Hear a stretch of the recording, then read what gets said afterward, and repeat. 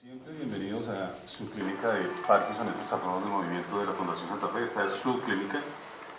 Ustedes la alimentan, ustedes la nutren. Ustedes son los que asisten a estas reuniones y realmente nuestro motivo de estar aquí al frente es que ustedes estén acá también. Si ustedes no están, nosotros no podemos estar tampoco. Entonces, los animamos a que sigan asistiendo para que podamos entre todos ir creciendo y que esto realmente sea algo fuerte y permanente, sólido. Este año ya hemos tenido dos conferencias. La primera fue acerca de las dificultades que tiene el cuidador con el paciente. Ustedes la pueden ver por internet. Y la segunda fue acerca de síntomas motores, que también la pueden ver por internet si quieren. Se ingresan al link, a la página de la Fundación Santa Fe de Bogotá y la encuentran en la clínica de Parkinson. Bueno, entonces, si no asistieron, por favor traten de verla y si tienen preguntas, pues las trataremos de solucionar en algún momento, sea en la consulta, sea, no sé, en cualquier momento podemos tratar de solucionar esas preguntas. En la Fundación Santa Fe, ustedes saben que tenemos un grupo interdisciplinario, tenemos neurocirujano, neurólogo, psiquiatra, neuropsicólogo. Estamos tratando de fortalecer cada vez más el grupo y de tener más gente. Desafortunadamente, se nos va, Carolina ya se nos fue.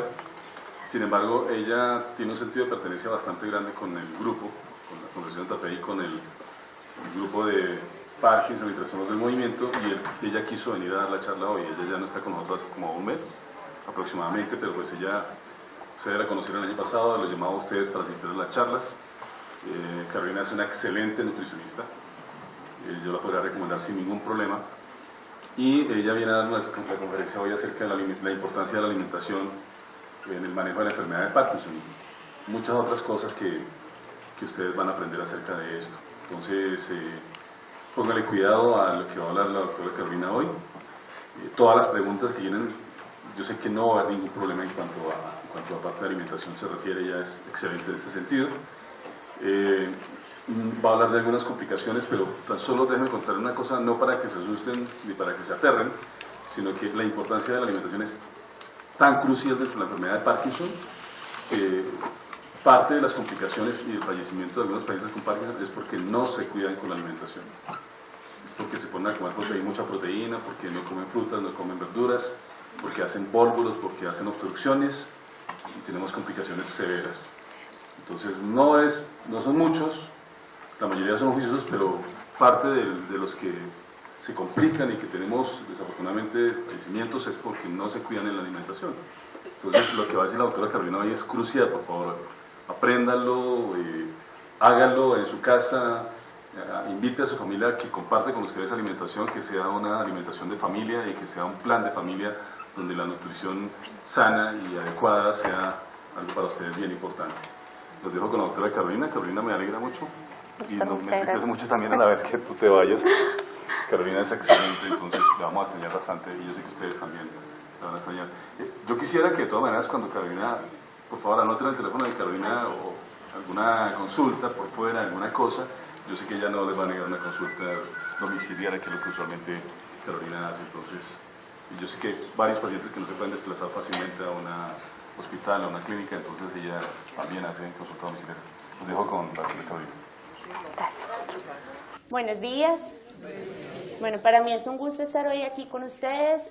Un tema de vital importancia. Quizás el año anterior ya habíamos arrancado con un poquito del tema de la alimentación. No habíamos ahondado tanto en todos los aspectos relevantes respecto a la alimentación y el manejo de la enfermedad de Parkinson. La idea del día de hoy no es solo abordar la alimentación como una necesidad básica, sino también como uno de los manejos terapéuticos dentro de la enfermedad de Parkinson. Entonces, de ahí a que el título de esta conferencia sea Importancia de la alimentación en el manejo de la enfermedad de Parkinson. Parte del tratamiento de la enfermedad de Parkinson viene por lo que comemos. Cuando hablamos de una alimentación saludable, no solamente vamos a hablar de que no comamos paquetes, no tomamos gaseosa y evitemos ciertos alimentos, no. Para hablar de una alimentación saludable, vamos a tener que hablar de varios aspectos fundamentales en torno a la comida. 4 de ellos son, lo primero, que esa alimentación sea completa, que la segunda, que esa alimentación sea equilibrada, sea suficiente y sea adecuada. Cuando hablamos de una alimentación completa, nos referimos a que esa alimentación incluye alimentos de todos los grupos que están disponibles. Actualmente la regulación o la normativa colombiana dividió los alimentos en 6 grupos de alimentos fundamentales o básicos. ¿Cuáles son? El primero, todo lo que son los lácteos y sus derivados. El segundo, lo que son los cárnicos, huevos y leguminosas secas. El tercero, todo lo que son cereales, raíces, tubérculos y plátanos. Cuarto, verduras y frutas. Quinto, azúcares y sexto, grasas. Y ustedes me dirán, ¿pero azúcares dentro de los alimentos que debemos consumir? Pues todo tiene una razón de ser, y es que estos también nos aportan ciertos nutrientes que son fundamentales dentro de la alimentación. ¿Qué es lo importante a tener en cuenta con esto? Que las cantidades que consumamos de cada uno de estos grupos sean las indicadas. Segundo aspecto, que esa alimentación sea equilibrada. Entonces entro a hablar de que de acuerdo a los nutrientes que me aporta cada grupo de alimentos, yo consuma solo la cantidad necesaria y no me exceda dentro de ese grupo de nutrientes. Carbohidratos, proteínas, grasas, vitaminas y minerales. ¿Quién sabe cuál es la fuente de los carbohidratos? ¿Qué alimentos me aportan carbohidratos? Las harinas, muy bien. ¿Qué más me aporta carbohidratos? El azúcar es un carbohidrato, sí señora. ¿Qué más? La fruta aporta parte de carbohidrato, pero la tenemos más y ya lo vamos a ver en vitaminas y minerales. Muy bien, el carbohidrato que me aporta la fruta se llama fructosa, que es su azúcar, pero no es su principal característica. La característica de las frutas es el aporte más de vitaminas, minerales, y aun cuando no es un nutriente, de una sustancia que es fundamental para el manejo de síntomas relacionados con el Parkinson, como lo es la fibra. Bueno, ¿qué alimentos me aportan proteínas? Las carnes, muy bien. ¿Qué más? Los huevos. Lácteos, muy bien. Cuando hablamos de cereales, ¿a qué nos referimos? Leguminosas secas, frijol, garbanzo, arveja, lentejas, soya secos. Muy bien. ¿Qué más me aporta proteína? La leche y todos sus derivados, es decir, queso, yogur y similares. Muy bien. Grasas. ¿Qué alimentos me aportan grasas? Depende. Mantequilla, aceites. Los alimentos de origen vegetal de por sí contienen grasa, que es importante en cuanto a la característica de las grasas, que hay grasas buenas y que hay grasas malas. Las grasas que vienen de origen animal o grasas saturadas, ¿serán buenas o serán malas? Son malas. ¿Por qué? Porque generalmente ¿a dónde se acumulan? En el fondo de las paredes y de las arterias y de las venas, generando tamponamientos. Y de ahí vienen las enfermedades de corazón, los infartos y todo el riesgo cardiovascular. Hay grasas de origen vegetal, de las cuales también no podemos abusar. Este es un grupo de alimentos importante porque nos aporta energía, pero de ellos no debemos abusar, porque si abusamos también podemos empezar a tener problemas de salud. Muy bien. Y vitaminas y minerales. ¿Qué alimentos son fuentes de vitaminas y minerales?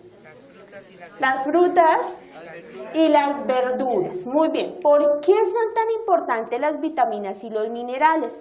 Aun cuando estos no nos aportan energía como los 3 primeros grupos, que son los que nos aportan la energía necesaria para mantener nuestro cuerpo, las vitaminas y minerales participan en funciones vitales de nuestro cuerpo. Por esa razón es tan importante consumirlas. Muy bien. Vamos a hablar del tercer aspecto. Y vamos a hablar de que la alimentación debe ser suficiente.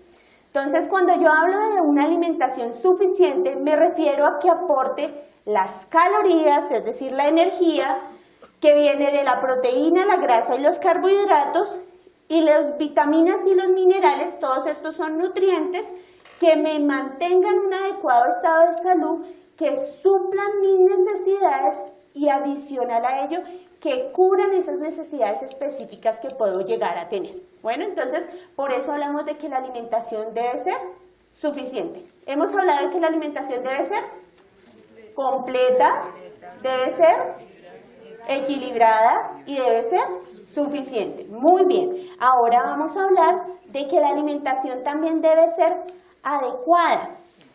¿Será que yo necesito lo mismo o será que necesitamos consumir lo mismo un bebé, un adolescente, un adulto y un adulto mayor? ¿O una mujer embarazada? No. De acuerdo a la etapa del ciclo vital, es decir, cómo nos desarrollamos bebé, niño, adolescente, adulto, adulto mayor y anciano, podemos determinar que sus necesidades son absolutamente diferentes. Y más cuando se cuenta con una enfermedad. Eso hace que sus requerimientos y necesidades sean totalmente diferentes. De ahí a que no es la misma necesidad la de un bebé a la de un adulto. ¿Por qué me enfoco tanto en esto? Porque la alimentación debe ir siendo cambiante. Yo no me puedo quedar, no, es que cuando niño yo no comía fruta y entonces ahora estoy adulta y tampoco me gusta y entonces nunca me voy a adaptar a los cambios que son necesarios para llevar una alimentación adecuada. Es muy importante que seamos consecuentes en que la alimentación también nos garantiza salud. Si no cambiamos hábitos alimentarios, muy probablemente desarrollemos enfermedades relacionadas con hábitos alimentarios inadecuados. ¿Cuáles son los objetivos de la alimentación en la enfermedad de Parkinson? Básicamente son 4 y yo agregué un quinto porque me parece muy importante que lo tratemos. El primer objetivo es controlar y o manejar los síntomas gastrointestinales. ¿Por qué no hablo solo de controlar? Porque hay síntomas gastrointestinales que definitivamente no vamos a poder controlar del todo, pero sí los vamos a poder manejar. Que no nos generen problemas, que no nos generen complicaciones, que no nos generen alteraciones en nuestra vida diaria. Nada más harto que sentirse indispuesto por algo que nos moleste en el estómago, ¿verdad?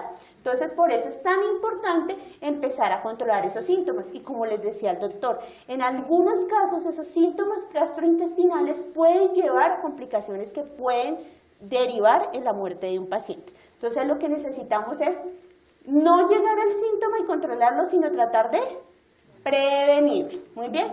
El segundo objetivo es evitar la interacción fármaco-nutriente y ya vamos a hablar más específico de esto porque es un tema sumamente importante. Ustedes hablan del off, hablan del on, ¿cierto? De cuando estoy apagado, cuando estoy tieso, cuando me puedo mover, cuando no puedo caminar bien, pero esto también se correlaciona con la alimentación y ya vamos a ver en qué parte específicamente. Tercero, favorecer la prevención de otras enfermedades. Tengo una enfermedad de Parkinson, pero eso no me hace inmune a otras enfermedades. Enfermedades como, ¿qué otras enfermedades podemos llegar a tener? Diabetes, enfermedad coronaria, EPOC, hipertensión, obesidad, desnutrición. Entonces, todo lo que queremos llegar a hacer es evitar llegar a una de esas patologías.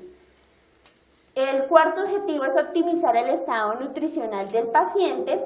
Y el quinto, que para mí es fundamental, la calidad de vida de mi paciente. No por tener una enfermedad dejamos de estar vivos, la vida continúa, pero hay que continuarla como bien, con calidad.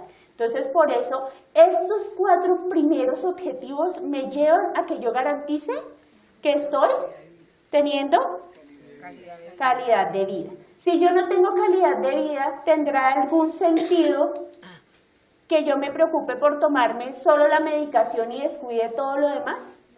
No, ¿verdad que no? Los medicamentos no son el único pilar de tratamiento, son supremamente importantes, pero si no nos ayudamos con los otros factores como una alimentación adecuada, la práctica de actividad física, muy probablemente el impacto que tengan los medicamentos no va a ser el que queremos.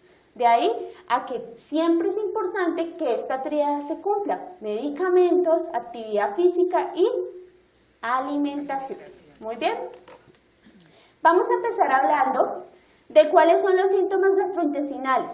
Y para ello quiero dirigirme a ustedes y que ustedes me cuenten cuáles son las principales molestias que se les presentan. Estreñimiento, muy bien. Vómito, muy bien. Diarrea. ¿Qué otros síntomas? Reflujo, agrieras, muy bien. Mareo parece muy probablemente esté correlacionado con algún medicamento, no como un síntoma gastrointestinal, pero sí más relacionado con la medicación. ¿Qué otros síntomas presentan? Gastritis, gases, muy bien. Pues sí, esa es la sumatoria de todas las molestias gastrointestinales que se presentan. ¿Por qué se presentan estas molestias gastrointestinales? Porque lo que no está funcionando bien en nuestro sistema nervioso, ¿cierto? Nuestra CPU, el comando de nuestro cuerpo. Pero resulta que él no solamente comanda acciones generales como moverme, mover los ojos, que por eso tengo el temblor. No, mi cerebro comanda todas las funciones corporales. De ahí a que si mi cerebro no funciona bien, se le olvida que debe cumplir ciertas funciones básicas como que mi tracto gastrointestinal funcione adecuadamente, que haya peristaltismo o movimiento en mi intestino que me permita que las heces se evacúen más rápido. Entonces de ahí que también sea prioritario manejar esos síntomas gastrointestinales. ¿Cuáles son esos principales síntomas gastrointestinales que vamos a ver? Entonces, vamos a hablar de la parte superior del tracto digestivo y luego vamos a hablar de la parte ya de tracto bajo o intestino. A nivel del tracto digestivo superior puedo encontrar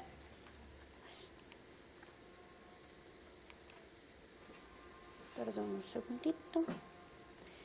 Puedo encontrar que a nivel de la boca puedo presentar cialorrea. ¿Saben qué es la cialorrea? Salivación excesiva. Salivación excesiva. Y todos pensamos que es porque producimos mucha saliva, ¿cierto? Y uno dice, uy, tengo mucha saliva dentro de mi boca. Pero resulta que en el paciente con Parkinson sucede todo lo contrario. El paciente tiene poca saliva. Lo que sucede es que el paciente, la CPU, se le olvida decirle hay que pasarse la saliva. ¿Y dónde se queda la saliva? En la boca. ¿Y qué pasa con la saliva? ¿Cómo se pone esa saliva? Espesa. ¿Y cómo sabe? Ácida, ¿verdad? Entonces eso genera que esa salivación excesiva me pueda generar lesiones a nivel de las comisuras de la boca, que la lengua a veces también tenga lesiones y obviamente tenga la molestia de que todo el tiempo siento que tengo demasiada saliva en la cavidad oral. Entonces, no es porque tenga mucha saliva, es porque simplemente no la pasamos. El deterioro dental, si tengo esa salivación, por así decirlo, excesiva, pues mis dientes también están expuestos a que si quedan residuos de alimentos, se haga una fermentación más rápida y me provoque caries y deterioro de los dientes más rápido. El bruxismo, ¿saben qué es? Lo que uno dice, crujo los dientes. Bueno, disfunción temporomandibular, sentimos que se nos quedó pegada la mandíbula, se nos trabó la mandíbula y no pudimos masticar. En etapas avanzadas del Parkinson puede llegar a presentarse. Sensación ardiente de la boca y de la lengua. Si la saliva está espesa, está ácida y no la paso, ¿dónde se quedó? En la boca y en los dientes. ¿Y cómo siento la boca? Amarga, como si me estuviese quemando. A nivel de faringe puedo presentar una disfagia. ¿Saben qué es la disfagia? La incomodidad para tragar. Sí, que siento que de acá no me pasa, como si tuviese un nudo en la garganta que no permite que el alimento pase. Entonces, es muy común y ya vamos a hablar de cómo manejarlo, porque esta disfagia me puede llevar a otro factor de riesgo que se llama broncoaspiración, que es que simplemente el alimento que debe llevar al estómago no llega al estómago, sino ¿a dónde? A los pulmones, provocando infecciones asociadas como neumonía. A nivel del estómago, alguien me dijo esa sensación de ardor, el reflujo, al estómago se le olvida que debe cerrar su tapita para que no se retorne de la parte de alimento que consumimos hacia el esófago. Entonces todo mantiene en un continuo, sube y baja. Y la gastroparesia, el estómago funciona muy lento, demasiado lento. A nivel del intestino, ¿qué síntomas ya podemos presentar? Entonces, la primera, que nos sentimos totalmente distendidos, como si nos hubiésemos comido un ladrillo o un elefante sentado. Todo el tiempo estamos supremamente llenos, nos sentimos que el estómago está a punto de reventar, así no hayamos comido nada. Entonces, eso es por la dilatación del intestino. Y ahí se comienza a acumular, ¿qué? Gases. Y entonces se vuelve un círculo vicioso. Más gases, más distensión, más incomodidad. A eso le sumamos el estreñimiento. Un estreñimiento marcado que puede llegar a convertirse en una constipación. ¿Cuándo hablo de estreñimiento? Cuando dejo de entre 2 y 3 días sin evacuar. La constipación puede llegar a tener una semana sin evacuación. Dismotilidad intestinal. Definitivamente el intestino no se nos mueve con nada. Me tomé el laxante más poderoso y sigo con el estreñimiento. Los bulbos intestinales, que son masitas, por así decirlo, como unas venas varices que se dilatan dentro del intestino, dado que las heces se hacen duras, compactas, y se quedan ahí generando volumen, ocupando espacio, lo cual me lleva a algo que se llama un megacolon. El colon es de un tamaño normal, pero puede llegar a volverse una bolsa gigante acumulada de materia fecal y gases porque simplemente no los estoy evacuando. Si esto pasa y ese colon está tan distendido, ¿qué puede pasar? Se puede romper, perforar. Entonces, por eso es muy importante empezar a tratar el problema acá, desde acá. No esperar a tener estas complicaciones, sino llegar acá y evitar pues esas dificultades en la evacuación.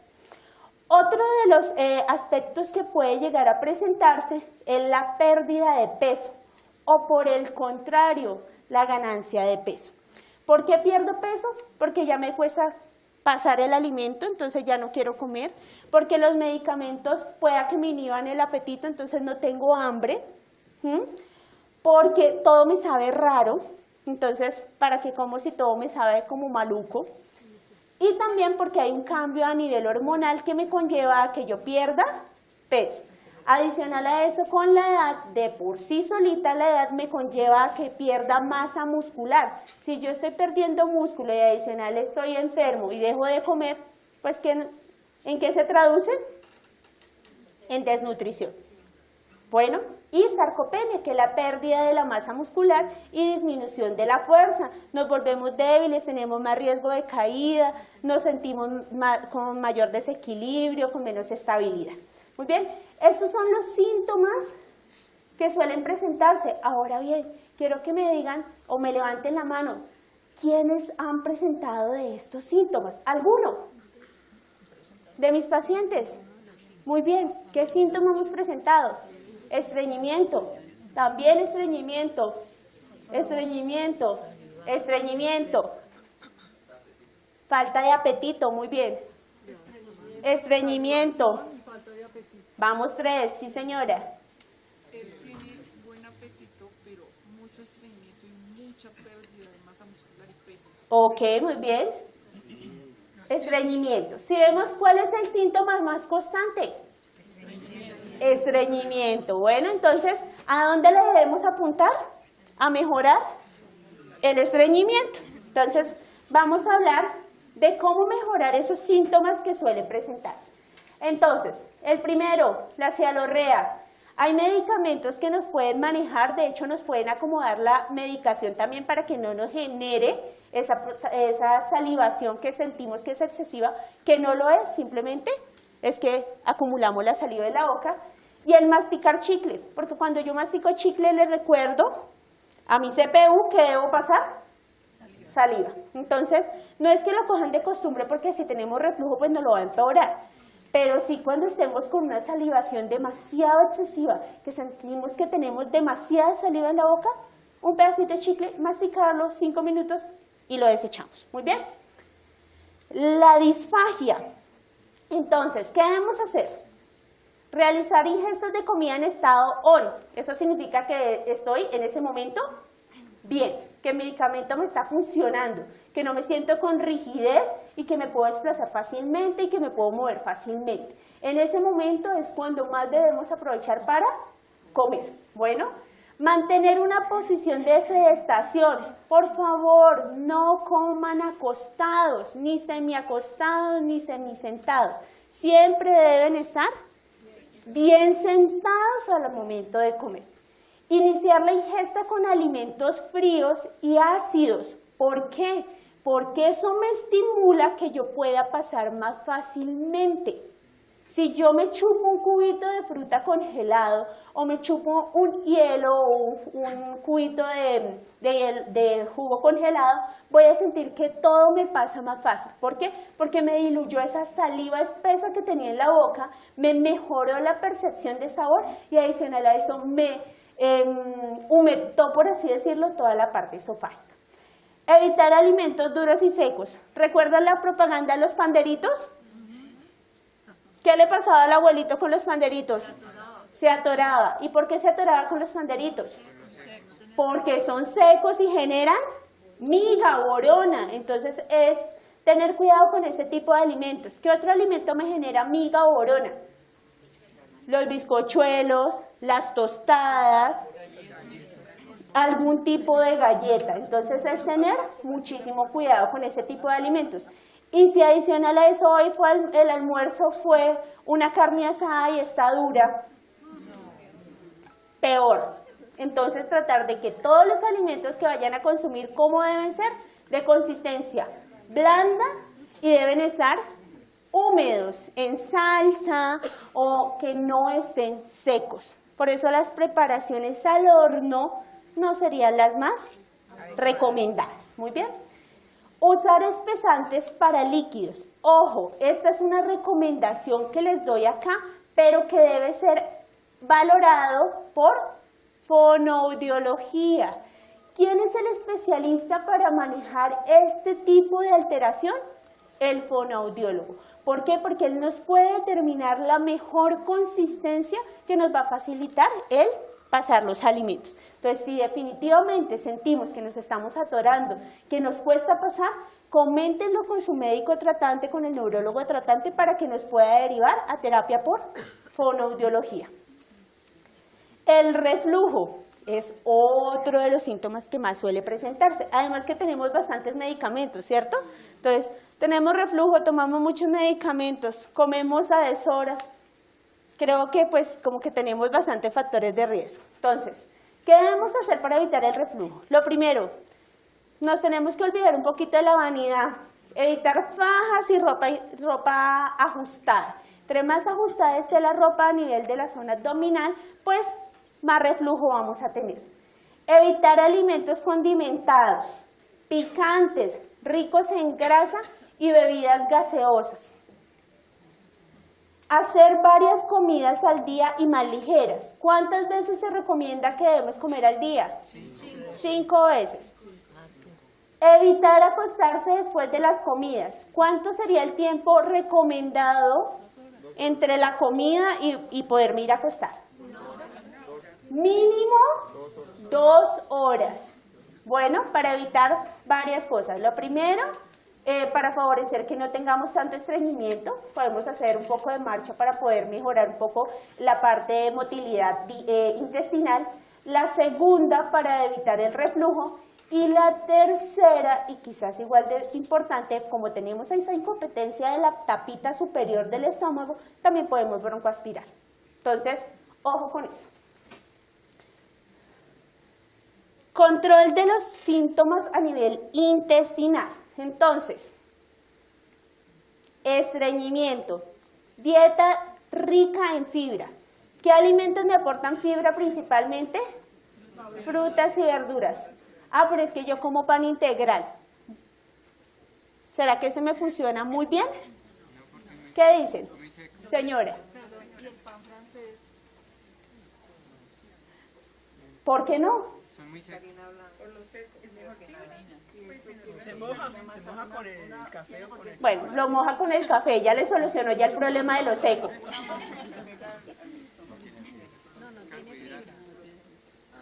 El gluten es una parte totalmente ajena, solamente se restringe el gluten en aquellos pacientes que tienen intolerancia. Si no tenemos intolerancia al gluten, no habría cuento. El cuento es más, ¿será que ¿El pan francés es la opción ideal? ¿Será que es el pan integral? ¿Será que todos los panes que dicen integrales sí lo son? ¿Cómo considero un producto integral?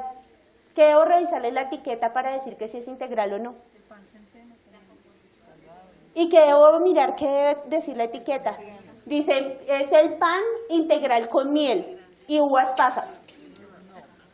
No sé si estoy Tranquila. Yo miraría la tabla nutricional, que es lo que generalmente miro.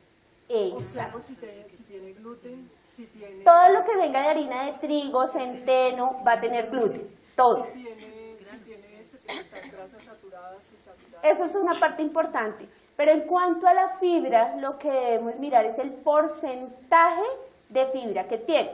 Los invito a que comparen un pan integral, marca Acme, con un pan blanco de esa misma marca Acme. Y miren la diferencia en cuanto a aporte de fibra. Se pueden llevar gratas sorpresas. Muy probablemente van a encontrar que el porcentaje de fibra es casi que el mismo. Casi que el mismo. Por eso no todo lo que dice integral lo es. ¿Qué les recomiendo? Panes que tengan más de un 10%. Entonces hay panes de 7 granos, panes de centenos, panes multifibra, que realmente sí tienen un mayor porcentaje. ¿Qué marca? Acme también, no hay ningún problema. No, es un decir, marca pollito, pajarito, la que ustedes quieran en el supermercado. Muy bien. Es decir, lo básico, escúcheme doctora, lo básico que tendría yo que mirar es el porcentaje de fibra. Más del 10. Más del 10%, pero adicional, acostúmbrese a leer la etiqueta, qué tanta azúcar tiene, qué tanto colesterol tiene, mucha sal, pero es importante que todos nos acostumbremos a mirar la etiqueta cuando compramos. Nosotros compramos a ciegas. No todas las etiquetas dicen la verdad. Pero igual es a nivel de legislación deben cumplir con la norma. Y antes de pasar al siguiente punto, escúchame, le hago una consulta. Claro que sí. Si yo, por ejemplo, le doy a mi papá avena en ayunas, ¿eso no me aporta fibra? Claro, aporta fibra, pero no significa que me vaya a suplir la necesidad de fibra de todo el día. Bueno, es decir, sí me aporta algo de fibra, pero no significa que con darle la avena ya solucioné el problema de la fibra de todo el día. Y ya lo vamos a ver. Bueno, entonces, dieta rica en fibra. ¿Cuántas porciones de fruta y de verdura se recomiendan al día? 5 porciones. ¿Qué frutas consideramos que nos aportan más fibra soluble y nos pueden generar un poquito más de estreñimiento? Guayaba, manzana, pera, banana. ¿Cuáles me aportarían o con cuáles han visto mejores resultados en casa? Pitaya, papaya, uva, granadilla, ciruela. Muy bien. ¿Por qué quiero hacer referencia a la ciruela? Porque la ciruela tiene laxante natural. Entonces es una de las frutas más recomendadas cuando el paciente tiene estreñimiento. El masticar bien también me va a favorecer, aun cuando no está acá, es una de las prácticas que menos hacemos. Casi que nos pasamos todo entero. Hay que mascar. También, claro, son frutas ricas en fibra. ¿Qué es importante? Y retomando el tema de la masticación. Entre mejor mastiquemos, menos trabajo le dejamos a ¿quién? Al estómago y al intestino. Entonces vamos a favorecer una digestión un poco más rápida. Por favor, no nos atragantemos. Tomémonos el tiempo suficiente para comer. Comamos sin afanes, por favor, porque eso también nos puede llevar a atorarnos. Entonces, despacio, tómense su tiempo, sin afanes, teniendo en cuenta todas las consideraciones de las cuales ya hemos hablado. Consumir abundante líquidos. No hablo solo de agua. Recomendación de agua en promedio, 4 o 6 vasos, dependiendo pues también de la cantidad de medicamentos que tomen. Porque si se toman 10 en la mañana, 10 en la noche, pues bastante difícil que con un solo vaso de agua para medicamento lo cure. Pero aquí también es incluir los otros líquidos, aromática, jugo, aun cuando siempre les voy a decir, es preferible comerse la fruta, tomarse un vaso de jugo. ¿Por qué? ¿Qué hago yo con el jugo? ¿Qué hago con la fruta y el jugo? Lo mezclo con agua y ¿qué le hago después? ¿Y qué hago después? La cuelo. Lo cuelo y ¿qué bote a la basura? Bueno, entonces ustedes mismos se van dando respuestas. Muy bien. Levante la mano quien hace ejercicio.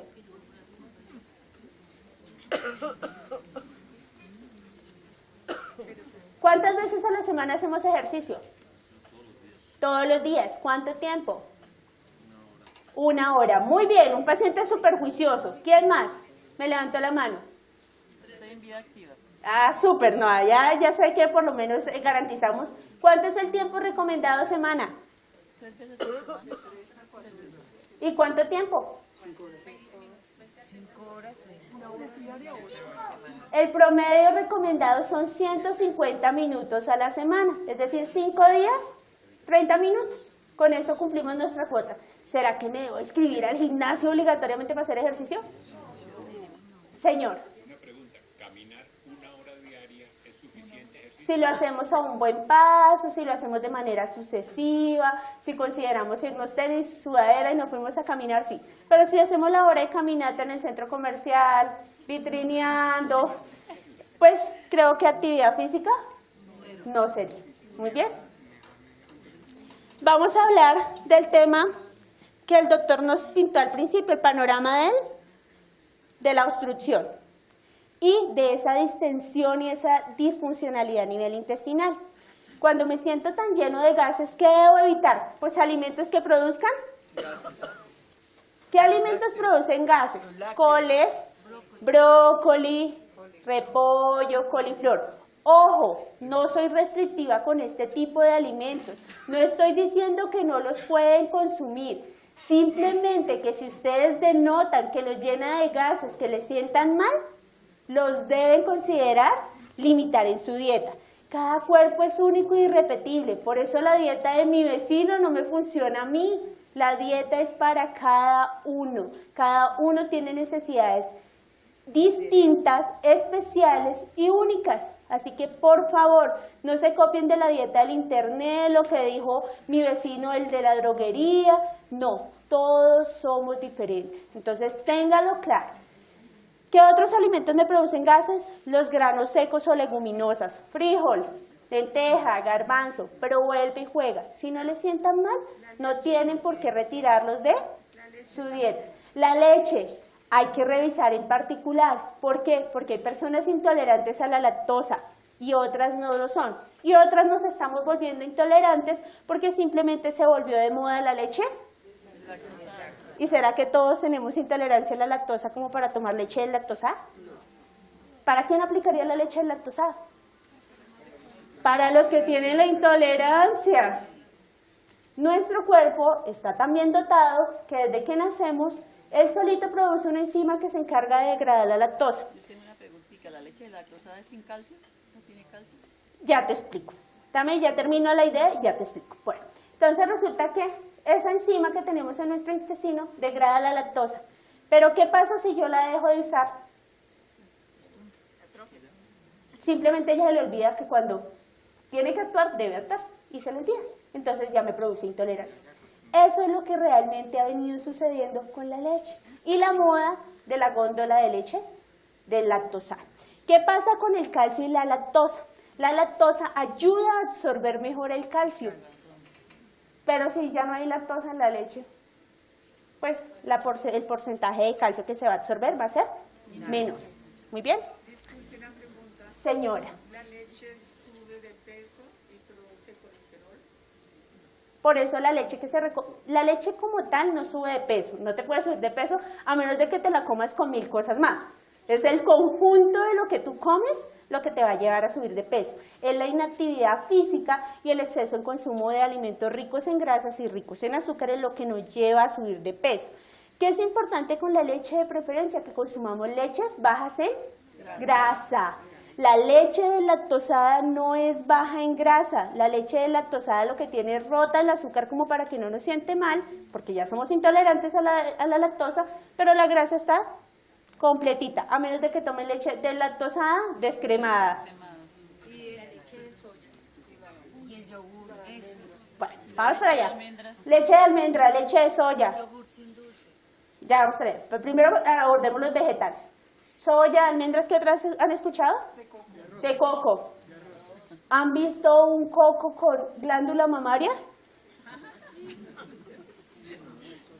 Pregunto yo. ¿Será que el arroz tiene glándula mamaria para producir leche? ¿Será que la leche de soya es leche? ¿O será que la leche de coco es leche? No, la leche de soya, de almendras, de arroz son mal llamadas leches, son una mezcla vegetal, no tienen aporte de calcio, su proteína es absolutamente pobre, es decir, que casi nada se usa, y el calcio que aporta es mínimamente absorbido. Entonces, esas leches vegetales realmente no son leches. Recuerden, hay que tener glándula mamaria para producir leche, es decir, que la leche siempre va a venir de un animal. Muy bien.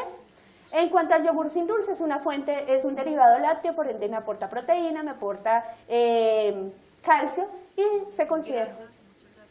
Depende del tipo de yogur que tú escojas. Si tú escoges un yogur tipo light, va a tener menos cantidad de grasa y no va a tener azúcar.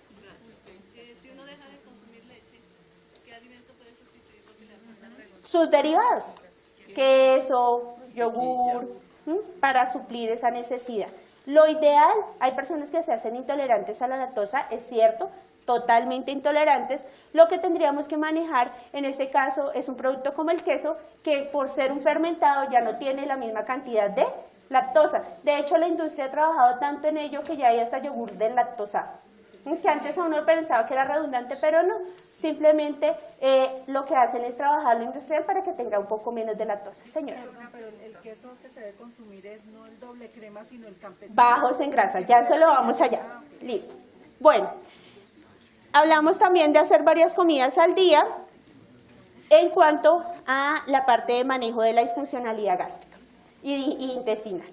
Para la pérdida de peso, ojo con esto. Lo primero, control y seguimiento por nutrición. Es muy importante que si ustedes ven que su masa muscular se está afectando, que están perdiendo peso o por el contrario están subiendo de peso, súbitamente consulten con su nutricionista. ¿Por qué? Porque resulta que puede estar generando un desbalance en su alimentación o hormonalmente algo puede estar cambiando en su cuerpo y hay que verificar qué es lo que está pasando.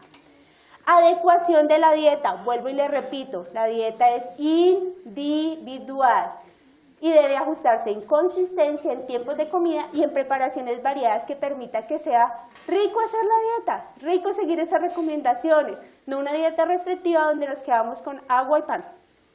Bueno, evaluar la necesidad de iniciar complementación nutricional para optimizar el cubrimiento de los requerimientos nutricionales. Ojo con esto, no todos requieren complementos ni suplementos nutricionales, no se automediquen, seamos cuidadosos con ese manejo. Escúcheme, doctora, le hago una consulta, por ejemplo, en caso de la glucerna. Solo si tienes formulación. Lo ideal es que primero te valoren para saber si tiene la indicación y ya también te voy a explicar por qué. Vamos a seguir con otra parte muy importante, hablando de la interacción nutriente-fármaco. El fármaco que interactúa con los nutrientes se llama, ¿quién lo toma? Creo que la mayoría. ¿Por qué? Porque es uno de los medicamentos más usados en Parkinson para manejar algunos de sus síntomas, como lo es la rigidez, ¿cierto? ¿Y con quién interactúa esa levodopa en esta carrera, en esta competencia? Con la proteína. Muy bien. ¿Por qué quise graficárselos como una competencia de autos? Porque resulta que estos dos cochecitos van por una autopista, pero esa autopista solo tiene un carril. Y el que pase primero, pues entró, y el que no, se quedó por fuera. ¿Qué suele ocurrir? Si yo los consumo en conjunto, o el medicamento no me funciona, o no me funciona bien, o simplemente este deja de absorberse. Y este es un nutriente esencial para mantener nuestra masa muscular. Entonces, por esa razón, estos dos cochecitos no deben ir nunca paralelos por la misma autopista, porque como van por la misma vía, debo diferenciarlos. Entonces, uno sale a una hora y el otro cochecito sale a otra hora. Muy bien. Señor. Ya vamos para allá, tranquilo. Cuando hablo de proteína, ¿de qué alimentos dijimos que hablábamos? carnes, pollo, pescado, huevo, leche, queso. Muy bien. ¿Cuáles son las recomendaciones para evitar que esos dos cochecitos se vayan a estrellar? El primero, mantener horarios de comida estables. No hay una forma diferente de llegar a evitar esa interacción. Dejar mínimo 1 hora entre la toma del medicamento y el consumo de los alimentos. Mínimo, idealmente 1h30, pero mínimo 1 hora. Tercero, preferir el consumo de los cárnicos en la cena y una porción más pequeña en el almuerzo. Durante el día yo necesito estar más on, ¿cierto? En la noche no hay problema si estoy off porque ya me voy a acostar a dormir, ¿cierto? Entonces tengan cuidado con eso. Si consumimos más proteína en el almuerzo, muy probablemente vamos a sentir que ese día estamos más rígidos, que el medicamento no nos hizo el mismo efecto, pero es circunstancial dado que los dos cochecitos se encontraron en la misma autopista. Bueno, evitar el consumo de porciones grandes de proteínas. Hoy me fui y me comí un churrasco de 350 gramos y me tomé el Sinamed a las 3 de la tarde. ¿Será que en la tarde siento el mismo efecto del medicamento? No. Y el quinto y otra razón por las cuales estábamos viendo que el medicamento no funcionaba. No consumir ningún tipo de complemento y o producto nutricional que no sea formulado por el médico o la nutricionista. ¿Por qué? Porque la mayoría de complementos y suplementos nutricionales que tienen proteína. Entonces de ahí a que interactúen. Bueno, estas son las 5 reglas básicas para evitar que se nos choquen los dos vehículos. ¿Muy bien? Doctora, ¿le puedo hacer una consulta chiquita? Bueno, llegado el caso como mi papá, que estaba bajo de peso y le optaron porque le diera glucerna. Pero se lo tienen que acomodar al horario. Eso, y hay otra cosa que le iba a hacer, pero la glucerna, teniendo en cuenta la patología de él, predispone más a que esté él con problemas gastrointestinales. Hay que revisar el horario en que se lo dejaron y la indicación de la toma, porque generalmente eso suele llegar a afectar. Entonces, o puede afectar para un lado o puede afectar para el otro. Entonces, lo ideal es que si tiene una toma, 2 tomas, tu nutricionista o tu médico te indiquen cuáles horarios y de qué forma debe consumir el producto. Señora. En el consumo del medicamento y la proteína, ¿qué es recomendable que sea primero? ¿El medicamento? Generalmente yo recomiendo que primero se tomen el medicamento. Por eso casi que a los que he visto siempre les digo, primero va donde el doctor Bernal, él le coordina medicamentos y luego regresa conmigo para yo coordinarle horarios de comida. Pero muchas veces el tomarle el medicamento primero con el estómago desocupado puede aumentar los problemas gástricos.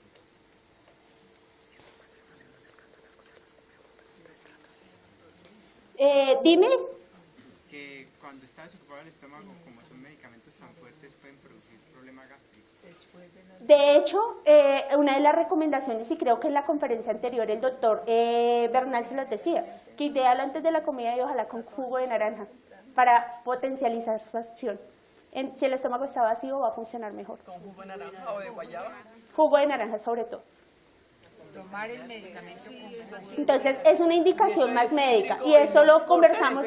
No corte el efecto por lo que es. No, de hecho es una recomendación porque la acidez hace que tenga una mejor absorción. Eso fue uno de los temas que de pronto en la conferencia anterior se trató bastante porque fue una pregunta muy reiterativa. Y el doctor Bernal decía, lo que queremos es potencializar la acción, que el efecto ON dure mucho más tiempo. Y para que eso suceda, lo ideal, 1 hora entre medicamento y alimento y adicional a eso tomarse el medicamento con jugo de naranja. Doctora, una preguntita, si el paciente se le olvida tomarse su levodopa al almuerzo, ¿se la puede tomar 1 hora después? Todo lo que sea medicamentos, por favor, con su médico tratante. Yo les manejo todo lo que ustedes quieran de comida, pero en la parte de medicamentos sí es preferible que lo manejen con el doctor. Bueno, prevención de otras enfermedades. Habíamos hablado de que, ¿qué otras enfermedades se podían encontrar?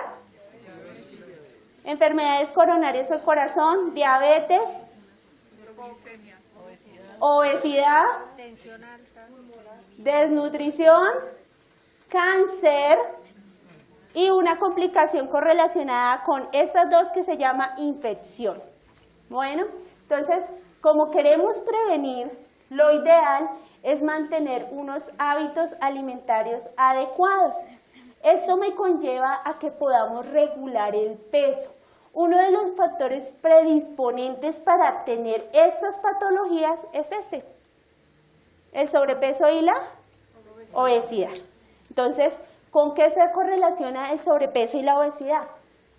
Con la cantidad de energía. ¿Recuerdan cuando hablamos de que debía ser suficiente, adecuada, equilibrada, completa? Y que hablamos de que los nutrientes también debían llevar cierta proporción. Pues eso equivale a que lo que yo me como sea igual a lo que yo me gasto. Pero ¿qué pasa que cuando lo que yo como es mayor a lo que yo gasto? Se va guardando. ¿Y en qué se traduce? En sobrepeso y obesidad. Entonces, ahí podemos regular. Si aumentamos este gasto un poquito, ¿con qué? ¿Con qué podemos aumentar ese gasto?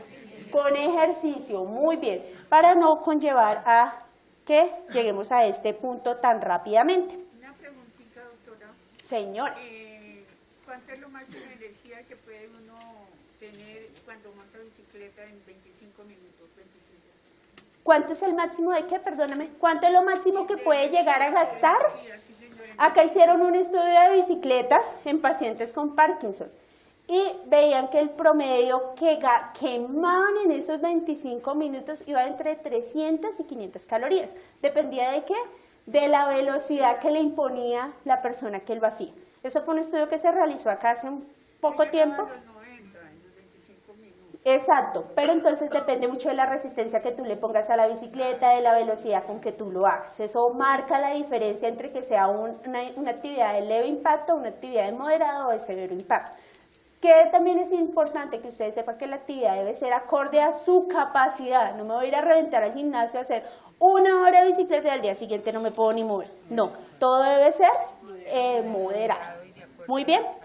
¿Qué les dice esta imagen? Es que me subí de peso, pero es que yo soy ancho de huesos. ¿Será que cuando yo me subo de peso el esqueleto sube de peso? ¿O será que mis huesitos siguen siendo los mismos?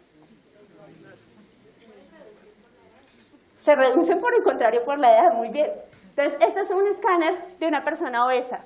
Miremos su esqueleto y miremos la masa grasa circulante. ¿Cómo trabajará este pobre esqueleto con este adicional? ¿Qué piensan ustedes? Compraron un carrito, el carrito es para 5 pasajeros y le metieron 9. ¿Cómo va el carrito? Sobrecargado. Sobrecargado. ¿Dónde empieza a fallar ese carrito? En la parte de baja. Rodillas. En todo lado, porque todo el corazón está trabajando para este exceso. Los pulmones mandan oxígeno a este exceso. Los huesitos me tienen que aguantar todo este exceso. Y fuera el hecho, la grasa me comprime los órganos a nivel de la cavidad abdominal y trabajan bajo presión. Entonces, ¿quiénes sufren cuando el paciente está obeso? Todos los órganos. Todos, absolutamente todos. ¿Cuáles son las consecuencias de la obesidad? A nivel del aparato respiratorio, a una persona gordita, ¿será que le cuesta igual o más respirar? Más, ¿cierto? Porque tiene que manejar y enviar más volumen de oxígeno a todo el cuerpo. Y es diferente cuando yo estoy dentro de un peso adecuado a cuando tengo que manejar un exceso de peso. Riesgo de enfermedades del corazón, enfermedad coronaria. Se crece el corazón porque es que tiene que trabajar para enviar más volumen de sangre oxigenada a todo el resto del cuerpo. El hígado se pone grasoso. Se ha demostrado que el tener obesidad genera mayor predisposición a cáncer de mama, alteraciones de las vías biliares y de la vesícula, como los cálculos en la vesícula, que se han vuelto bastante recurrentes. Consecuencias a nivel del esqueleto. ¿Dónde duele más?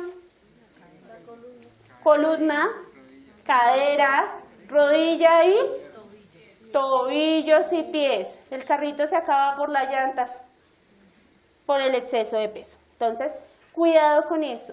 No es irnos al otro extremo, es evitar llegar a todas estas sumas de complicaciones. ¿Muy bien?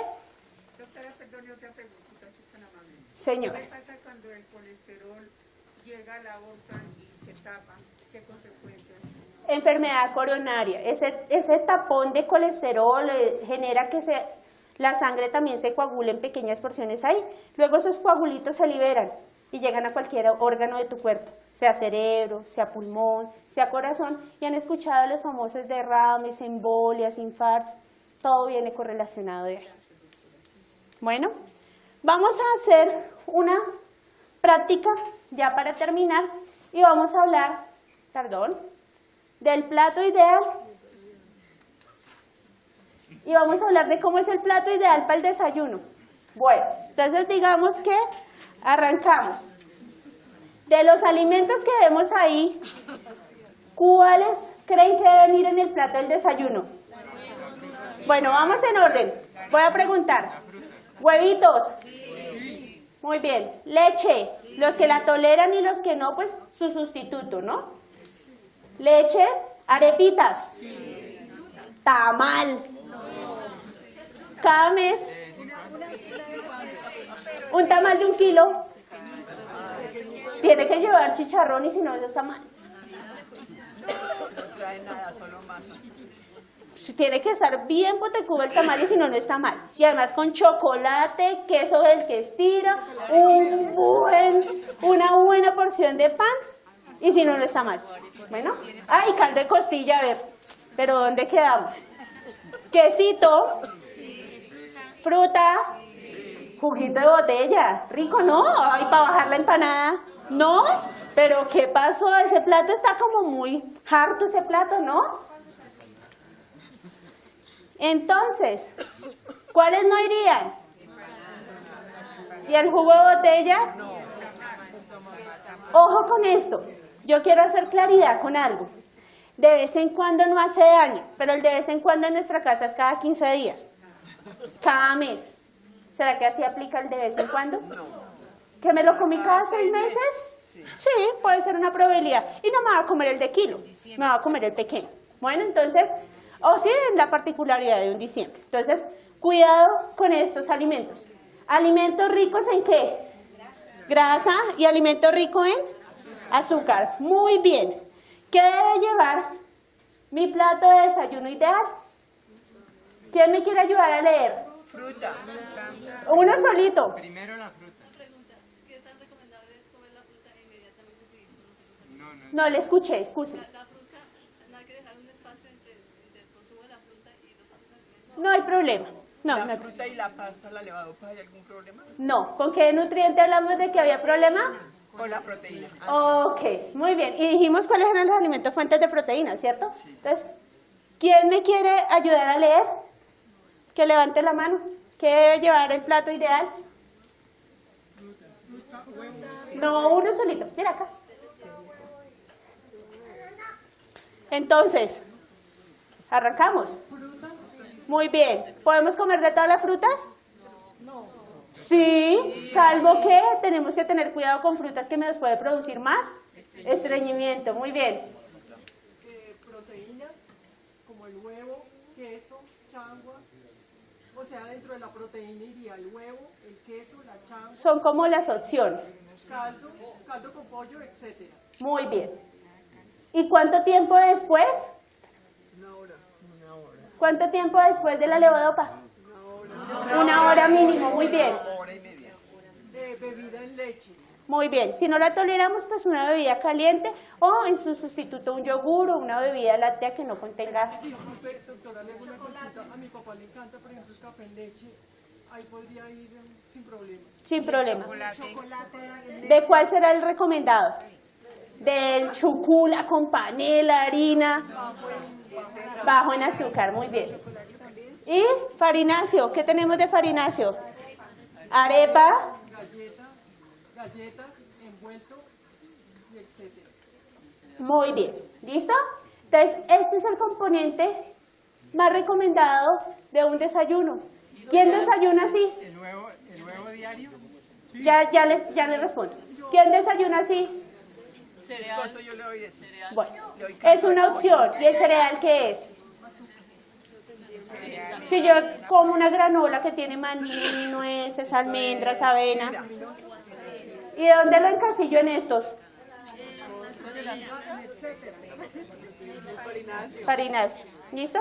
Si le puedo hacer una consulta, doctora, por decir algo, la fruta que yo leía el otro día, no sé si estoy errada, que el hecho de que usted mezcle la fruta con otros alimentos no le va a quitar el efecto que tiene la fruta y no va a ser igual y que va a quedar encapsulada.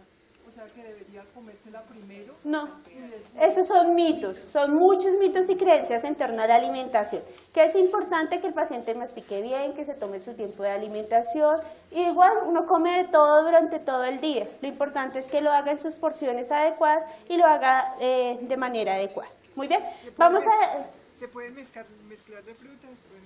Generalmente pueden mezclarlas dependiendo de la tolerancia. Si es un paciente con un reflujo, pues no consumir frutas ácidas porque le va a aumentar el reflujo, pero lo importante es que igual consuma su porción de fruta. Muy bien, vamos a dejar preguntas al final para poder avanzar, porque todavía nos falta un poco de tema. Muy bien, entonces, este es el plato ideal del desayuno. No significa que tenga que ser una regla consecutiva de que todos los días o solamente lo que me preguntaban, el huevo diario, el queso, la idea es que sea variada. Entre más variada sea la alimentación, menos monótona, menos cansona va a ser. Muy bien, vamos a pasar a ver el menú del almuerzo. Muy bien, entonces encontramos pollito, carnecita, pescado, gaseosa, qué rico, pastica, papitas, ensalada, un chicharrón, mira, y me le pusieron el limón para cortar la grasa. Mira, fui generosa, les dejé el limón para que les corte la grasa. Bueno, ¿iría? ¿Pollo sí? Arroz. ¿Carne sí? ¿Pescadito? ¿Cuál es el pescado más recomendado? Ojalá pescados de mar. Yo sé que la economía no nos da todos para salmón, pero por lo menos sí pescados, ojalá de mar. ¿Será que el bagre? Uy, con harta grasa. ¿Rico? Roa, lomero, sierra, pargo, picuda. ¿Qué? ¿Por qué de mar? ¿Coca-colita rica? ¿Por qué de mar? ¿O gaseosita rica? Gaseosa cero. Mira, él me dio un buen apunte, gaseosa dietética para bajarle un poquito al chicharrón. Ese está perfecto, ¿no? No, invirtamos la regla, no es gaseosa cero, es cero. Muy bien, pasta. Papitas, sí, ensaladitas, sí. ¿Y el chicharrón? ¿Qué dijimos de las grasas malas? ¿De dónde venían principalmente? ¿Y el cerdito qué es? Un animal. Entonces, por esa razón, diríamos que, ¿será que sí o será que no? De vez en cuando. Con la bandeja paisa. Entonces, decimos que fuera el chicharrón y fuera las gaseosas. Muy bien. ¿Cómo debe ser nuestro almuerzo? Ojo, porque aquí estamos hablando paciente con que debe consumir harta fibra, ¿cierto? Entonces, ideal, porción de fruta, porción de proteína. Ojo, aquí lo hice referenciando si vemos que estamos subiendo de peso. Una sola harina y la verdura y ensalada. Si yo estoy bien de peso y por el contrario me he visto que me he bajado, pues me puedo consumir las 2 porciones de harina sin ningún problema. Ojo, no es que porque me como una sola porción me como medio plato de arroz. Pues entonces mejor sírvase la porción chiquita de arroz y sírvase una papa pequeña, ¿cierto? Pero si sirvo medio plato, pues realmente no llegué a hacer nada. Muy bien. ¿Por qué es importante y por qué les quería compartir esto de los platos ideales? Porque a veces se nos olvida. Y entonces aquí en el plato va papa, arroz, pasta, de pronto una tajadita de yuca también y la carnecita frita.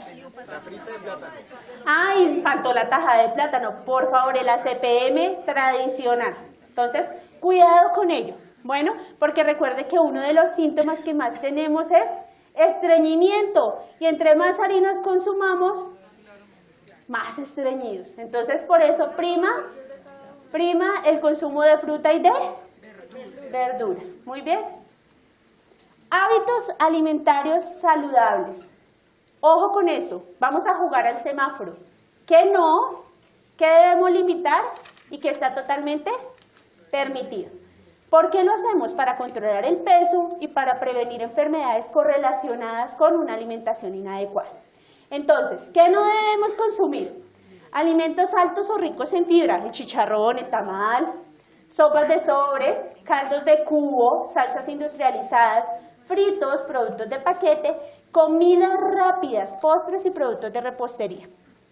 Alimentos ricos en azúcares, todo lo que son bebidas industrializadas. ¿Quién sabe en promedio cuántas cucharadas de azúcar tiene una gaseosa? 16. Depende. Promedio, 10 cucharas. Promedio. Cada cuchara son en promedio 10 gramitos, entre 8 y 10 gramitos. Vamos a hacer una cuenta rápida. Me tomo una gaseosa todos los días, es decir que todos los días me estoy tomando 80 gramos. En una semana me tomé 560, es decir, me tomé una libre de azúcar en una semana solo con tomarme una gaseosa diaria. Multipliquemos eso por un mes. En un mes ya me habría tomado 2 kilos de azúcar en solo gaseosas. Y si lo multiplicamos por el año, imagínense